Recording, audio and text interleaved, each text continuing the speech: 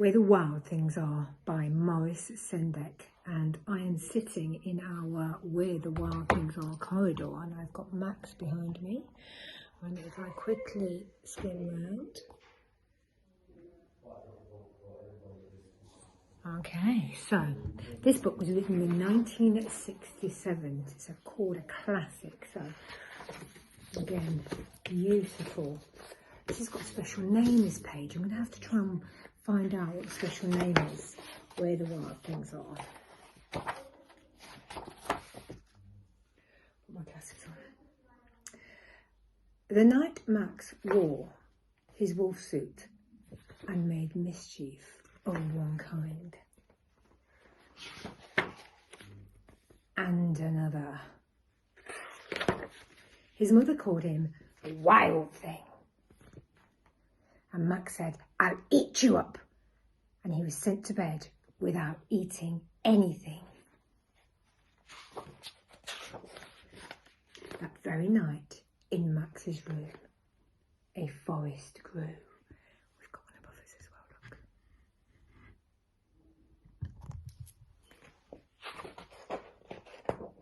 The forest grew and grew and grew until his ceiling hung with vines and the wall became a world all around.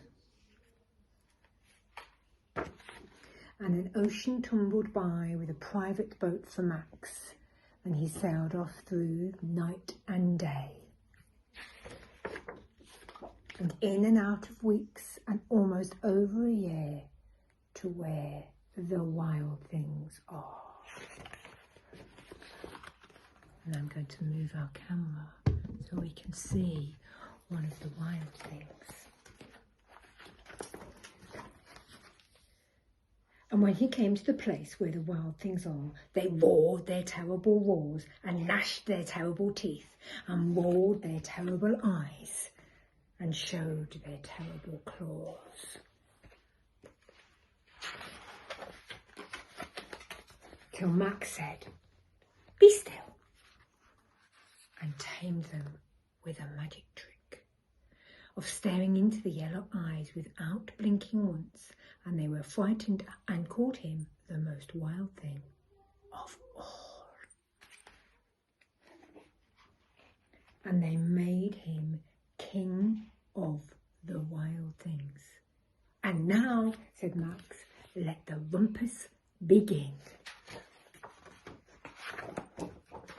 And here we're having a little party, and obviously we can see our wild things here. Having a little party.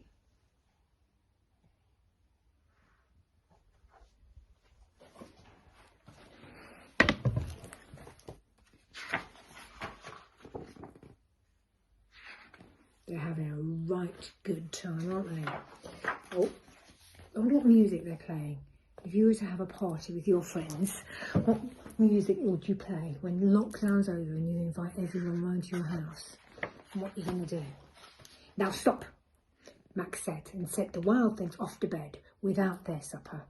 And Max, the king of the wild things, was lonely and wanted to be where someone loved him best of all. Where do you think that might be? Then all around, from far away across the world, he smelled good things to eat. So he gave up being king of where the wild things are. But the wild things cried, "Oh no, please don't go. We'll eat you up. We love you so." And Max said, "No." The wild things roared their terrible roars and gnashed their terrible teeth and rolled their terrible eyes and showed their terrible claws. But Max stepped into his private boat and waved them goodbye. We've got a boat over there, but we've got your lunchbox trolleys are in the way.